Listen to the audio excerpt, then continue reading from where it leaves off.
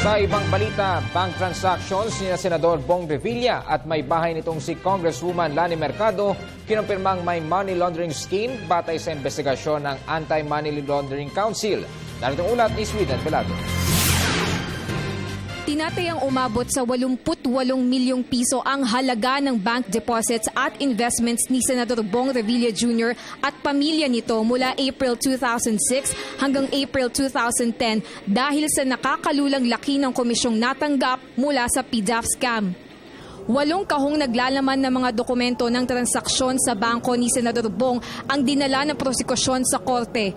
Kasabay nito, iniharap din nila sa unang pagkakataon ang kanilang testigo mula sa Anti-Money Laundering Council o AMLAC na si Attorney Leyvon Santos, kabilang sa grupong inatasang mag-imbestiga sa bank transactions ni Revilla.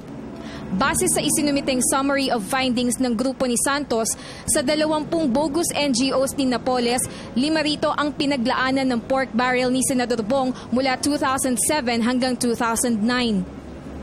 Ayon kay Santos, bawat NGO may bank account sa Land Bank of the Philippines kung saan pawang empleyado ni Napoles tulad nila Marina Sula at Merlina Suñas ang inaatasang mag-withdraw bagamat wala sino man sa kanila ang nakalista bilang incorporator, stockholder at officer ng NGO.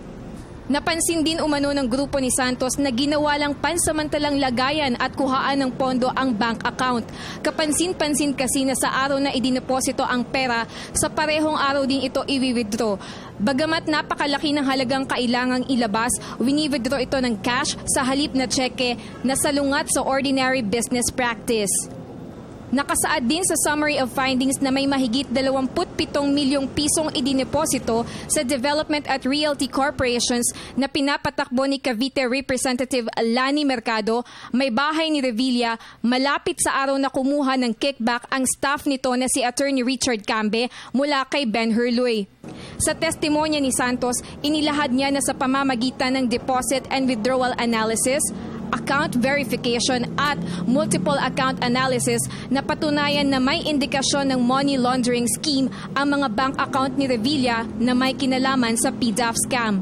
Tiwala ang prosekusyon na sa pamamagitan ng testimonya ni Santos, mas mapapalakas ang kasong plunder laban kay Revilla.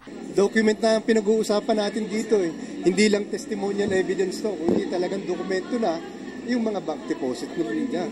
Makita nyo doon sa report, ang mga deposito ay mga cash deposit. Kaya sabi nga nitong aming witness, napaka-unusual naman ang lalaking amount. Bakit cash ang pinag-uusapan natin dito? Para sa Telebisyon ng Bayan, ako si Sweden Velado.